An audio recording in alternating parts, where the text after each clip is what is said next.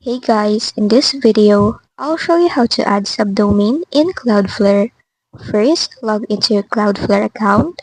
Once inside the dashboard, go to the domain that you want to work with. Once inside, on the left panel, go to DNS section. Then in here, to add a subdomain, you need to go and add a new record. Now, for the type, you can select anything, but the preferred one is a type A.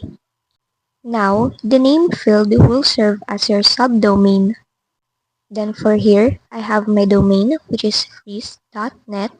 And if I want to, example, have a subdomain as support or about, I'm just gonna go and type it in the name field.